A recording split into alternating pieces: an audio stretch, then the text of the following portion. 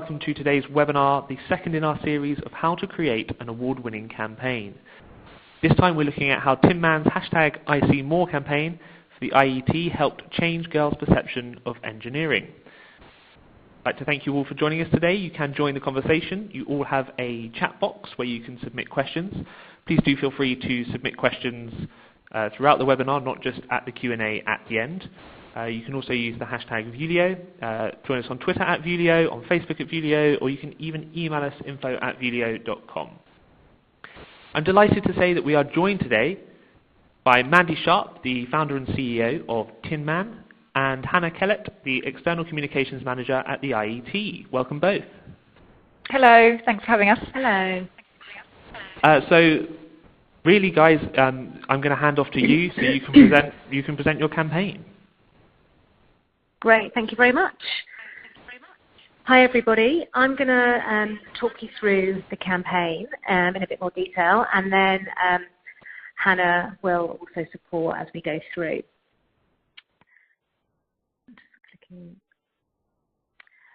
So essentially, #ICMore is a pretty much purely digital and social-led campaign designed to encourage teenagers, particularly girls, to consider engineering as a career. And for those of you who may have seen it in the media or through the industry awards this year, you'll see that it's been pretty successful.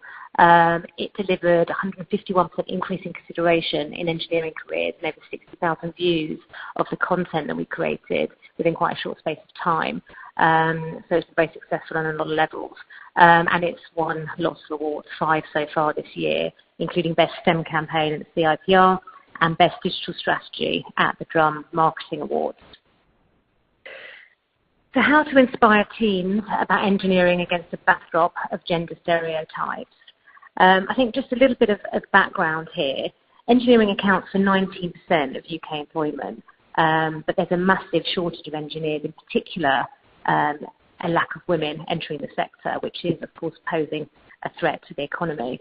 So our brief was to engage kids aged around 8 to 16 about careers in engineering, increase consideration of careers generally in engineering, and kind of try and challenge those outdated perceptions of engineering being just for boys. We did quite a lot of audience insight and strategy before we came up with the campaign idea. And we knew that from existing research, 54% of children know nothing about engineering, and 37% of parents wouldn't be comfortable describing what an engineer does. So kind of in short, both kids and parents just aren't or weren't clued up on engineering, let alone inspired at the prospect of a career as one. And then as we kind of moved through our kind of research and strategic thinking, we realised that our job was pretty clear. We had to engage tweens and teens emotionally with engineering and really dial up that relevance using their passions and interests and essentially fish where the fish were. So we had to take our campaigns to them and engage where we knew they would be interested. So we came to the point where we realised that lots of the brands that teens engage with on a daily basis have engineering at their heart. We know that very few of our audience understand this or realise the hours, days, the years of engineering skill that sits behind these brands. And we knew that a traditional PR approach was not going to reach this audience. So we need to talk to teenagers in a way that would resonate and show that engineering is far more relevant to their lives than they might think. And that's how we kind of came up with this kind of concept, #ICMore, which was really looking at kind of celebrating the qualities involved in engineering, which is understanding how things work and just looking a little bit deeper beyond the surface. So igniting young people's curiosity, sparking their desire to know how things work and why. Sorry, I'm trying to click through, but it's a bit of a delay. Okay, so the first campaign peak was a YouTube series that we called the #ICMore YouTube series. And we spent a lot of time researching YouTubers that we would partner with and work with on this part. We settled on 5 specific YouTubers that had a range of followers, interests, passions and audiences, and we negotiated quite hard, and we had lots of conversations. It took quite a long time to settle on our kind of 5 influencers that we worked with on this. And what we did was we sent these 5 YouTubers into brands and experiences that we knew would engage our audience. So we sent them behind the scenes at places like Shazam, Harry Potter World, Fun Kids Radio, Chessington Worlds of Adventures, and Twitter. And what we did was we got them to create their own content rather than us creating it, so we knew it would appeal to the audiences in the right way.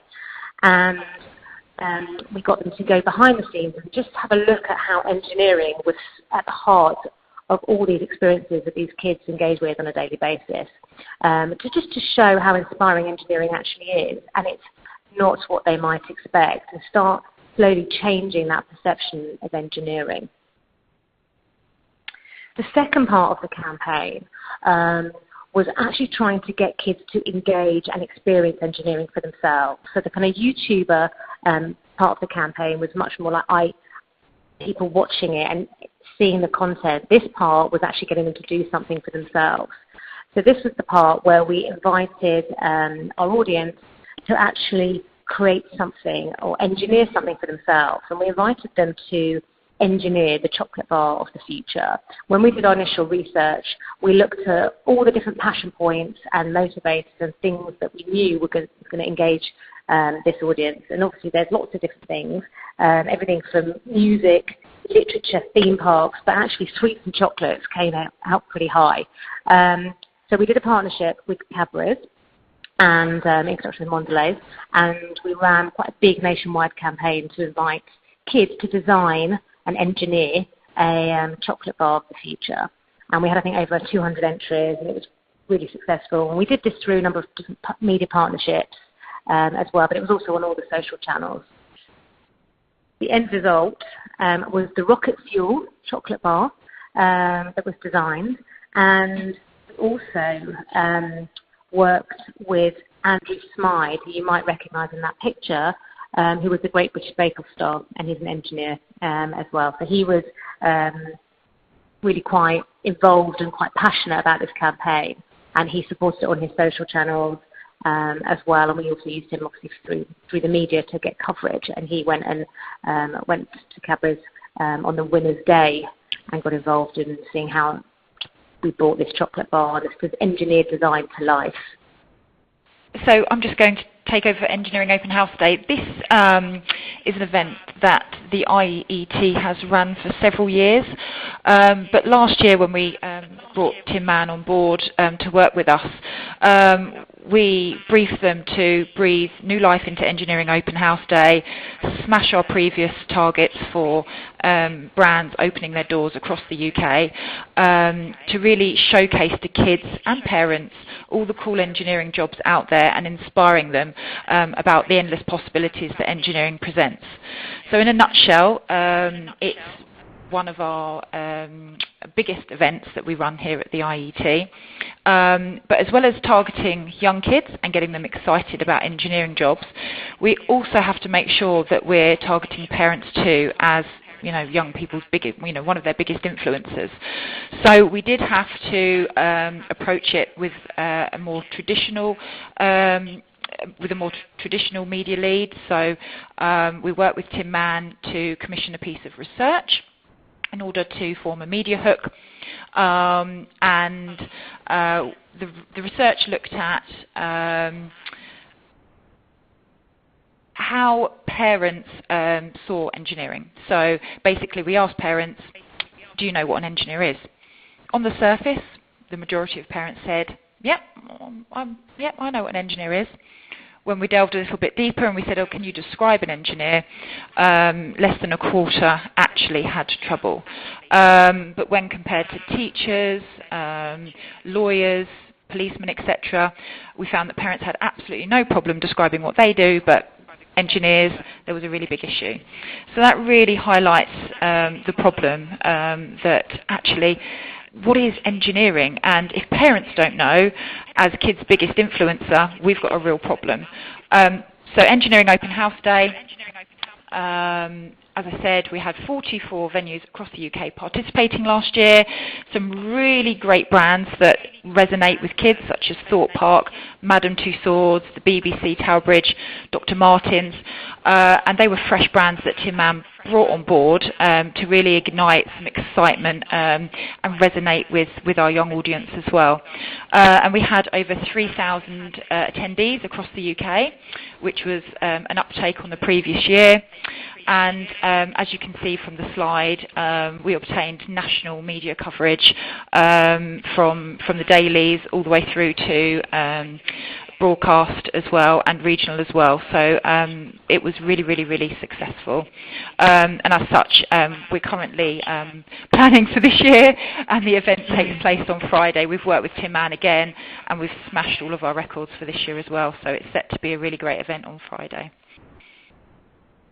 Brilliant.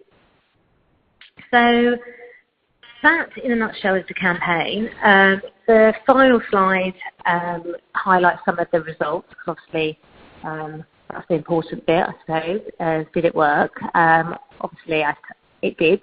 So if we just look at this slide, the YouTube stars and the YouTube program I've talked about, I can give you more details on YouTubers at the end in terms of how we picked them and who we picked to work with. But if you look at the stats of the films, they had over 60,000 views, they had a high engagement rate, they had a big reach, it was 90,000. And as Hannah was saying, we did also support it with some news and some traditional coverage as well, because we did want to get to parents. So we got 552 pieces of coverage, with 33 of those being nationals. And then what we did was we did some quite in-depth research to look at whether the content we'd created was actually going to make people feel differently and create that change we were after. So we polled 9 to 12-year-olds kind of before and after seeing some of the YouTube content and videos that we'd created. And it was really amazing that the consideration of career engineering leapt from 31 to 78%, massive increase of 151% just from seeing content that showed them a different view on engineering. 75% felt much more positively about engineering careers. And we also asked people to sort of agree or disagree with the statement that engineering is more suitable for boys than girls. And fortunately that decreased from 52% to 19%. 81% believe that engineering appeals to both sexes compared to 40%, which was pre-campaign. And we also have this national issue with kids thinking that engineering, when they visualise an engineer, they see a man, and there's a very specific way they describe that person, with a hard hat and a yellow high-vis jacket, etc. So very stereotypical, which is obviously what we're trying to change. So we asked about whether people agreed or disagreed with the statement, I think men in hard hats, and that also decreased from 50 to 27% through seeing this content. So we were really pleased with the results. Obviously, it's created the change, which is what we strive to do for these kind of campaigns. And all in all, it was a good, resounding success. Just to add, I just wanted to add to the end of Mandy's there about perception changing. Internally here at the IET, we have a KPI that looks at quality media coverage, and that's traditional media coverage, so print, broadcast, trade, etc. And over the past couple of years, and this started before we brought Tin Man on board, our KPI started to dwindle. We weren't hitting our targets, and it is because people consume their media differently. And you know, it's important that we're able to communicate to the senior board that we need to think about how we communicate to our audience in a different way and through channels that that they want to consume their information through. So obviously Tin Man coming on board, pitching this really creative idea, thinking about, well, you want to talk to kids. You can't talk to kids through the national press. It's not going to work. You need to talk to them through YouTube, through vlogging, through social media. That was a completely different approach that we'd taken in the past. And we obviously had to gain a lot of internal buy-in for that. But presenting presenting Tin Man's ideas, looking at the evaluation and the perception change, and all of that polling that Tin Man did ahead of the campaign around where the issue is, how young people consume their media, etc. We were able to then not convince is not the right word, but demonstrate that we just needed a completely fresh approach to how we communicate with young people. We're not going to change perceptions of engineering with young people unless we show them how exciting and how relevant careers in engineering are to their world. So using the brands that they love, for example. And the result of that, a year on, we're working with Tin Man again this year, is that we're actually looking at that internal KPI and seeing how we can change it to reflect the fact that people now are consuming their media and their news differently. So we're looking to implement a KPI that looks at social media, which will encompass all of those things as well. So there's been lots of internal changes as well due to the success of this campaign. That's excellent. So it sounds like the campaign has really changed, both public perceptions, but also the way you're working with PR and with campaigns. Sure. Yeah. Excellent. And I was going to ask. I think you might have covered it briefly there, but with this campaign, obviously you're targeting children and young people first, and then there is an element of the parents with the survey about how much parents know about engineering. I just wondered to what extent you think it is maybe the responsibility of the children to know more about engineering, or parents to promote it, or maybe schools and teachers to promote engineering as an option, and how much, who has the power to make those decisions in these children's lives? It is, I agree. It is influences of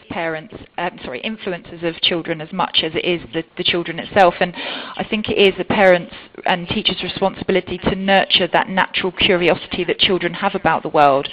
And the campaign this year, I know we've obviously been reflecting on last year's campaign, but we've delved a lot deeper into the way that parents talk to their children and how that needs to change, and the language that they use to describe their own experiences of STEM and their own understanding of engineering can really affect their children's views. So they need to be talking to their children in a really positive, encouraging way. And yes, that extends to schools as well, but that also extends to influencers, which is where Tin Man's idea last year of working with vloggers worked really, really well, because vloggers, they're young people, they're on YouTube, they've got thousands and thousands and thousands of followers. Young people believe what they say, and they follow them for a reason. So if we've got young people, young vloggers, to get excited about, you could work for Twitter, you could work for Shazam, you could work at Madame Tussauds or Thorpe Park, or you could design the latest sneaker or sports shoe. That's all engineering. That's all improving the technology and the things around us and making them better for the future. And that's really, really cool. So we do need to target those influencers as well. It's not just about the kids. Excellent. And Mandy, we've had a question here which asks, keen to hear more about how the influencers were selected, and also why the negotiations were tough, or the negotiation process, how you got through that. Yeah, sure. I mean, I'd love to say there's a magic tool that we pressed a button and found these influences. Unfortunately, it just doesn't work like that with this kind of campaign. So we did it by hand, and we did it through research. And when I say tough, I mean it took a long time to find the right people and to make sure that A, they fitted our budget, B, that they were going to create content that was going to target the right age, and that there was a mix of YouTubers. So there was 5 YouTubers. There was a guy called Sam King. He went to Chessington World of Adventures. There was a girl called Cherry Wallace. She went to Warner Brothers Studios and went to be behind the scenes of the engineering at the making of Harry Potter. We used Lauren Platt, which some of you might remember. She was on the X Factor. And she went to interview engineers at Shazam and go behind the scenes there. There was another one called Laura Bubble. We sent her to Fun Kids Radio, and there was another girl called Maya Gibson. So there was more girls than boys, obviously, in that list. So we looked at who followed them, the type of audience, the type of content they created, how big their audiences was. There was also a mix. Some of them were bigger on Instagram and less on YouTube, and we got them to do various posts, etc., as well as obviously their YouTube content. So it was just balancing up loads of kind of different variables to create a good spread that would reach the audience in the right way, and they'd create the content that we knew was going to kind of engage the audience. Excellent. And do you feel you're doing the campaign this year off the back of such a successful campaign last year? Do you feel a lot of pressure to either up the game or maintain the really high standard of what you did? Yes, always pressure. Always pressure, and always a want to smash KPIs and do a really good job. That's kind of what we're like as an agency, so we are very motivated by that. We are doing something different this year. Obviously, the learnings have been applied to this, to the new campaign, but it's a different approach, so it's just slightly different in terms of what the creative is. But in terms of tactics, I suppose some part of it is the same. So I can't give too much away, but you get the gist. Excellent. And I suppose this is a question probably for both of you, maybe more for Hannah. The pitching process for this campaign. Obviously, we're in year 2 now. So what from the IET's point of view was appealing about the campaign as it was pitched to you? And obviously it's worked last year, so it must be easier as a decision this year. Sure. Well, the hashtag #ICMore, which Tim Mann developed, forms part of a larger campaign called Engineer a Better World, and we've been running Engineer a Better World for 4 years now. And when we put the campaign out to tender the year before last, so when Tim Mann came on board, I explained that our KPI, our traditional media KPI, was dwindling a little bit. We thought, gosh, we need a fresh approach. We need to look at things a little bit differently in how we're talking to our audience, whether we're using the right channels, etc. So Tim Mann presented just a really, really fresh approach that was something we hadn't done before. We'd never worked with vloggers and YouTubers, and it was, I think it's fair to say it was a bit of a risk for us, just because we are a membership institution. We had to obviously do a bit of convincing here to show that if you want to engage with young people, and I'm not sure if I said during the presentation, but there's about a deficit of 2 million engineers needed by, I think, 2024, something like that. So there is a huge deficit of engineers needed in the industry. If we're not seeing that steady stream of young people coming through, being really excited, engaged with engineering as a career, then we're not going to get anywhere near those targets. So there is a fresh approach that was, completely fresh approach was needed, and Tim Mann presented that to us, and obviously we saw the success of the campaign last year, and we obviously wanted them to come back and work with them again this year. And I think it is a case of building on, once you've got a successful campaign, I think you have to make sure that you build on it, and it is a legacy thing. Numbers aren't going to change dramatically in a year.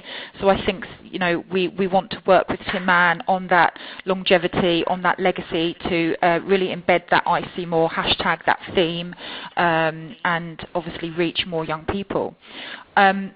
This year, we have had some learnings from last year. One is all around evaluation. Evaluation is something that Tim Mann is really, really heavy on, because obviously we want to make sure that we're achieving outcomes from our campaigns. So I do know that we're going through planning process at the moment, and I am going to put a lot more budget towards evaluation, because I think that's really, really important. We need to see where we're going, and we need to make sure that we can demonstrate that we're changing behaviours and changing perceptions. So yeah, that's definitely a big learning from me as well. Excellent. And I suppose my final question, Mandy, would be for you, because obviously this is our how to create an award-winning campaign. So when you're submitting awards entries, you've won 5 awards with this campaign alone. Is there a secret to your success? Is there something that people should know about? Not really. I mean,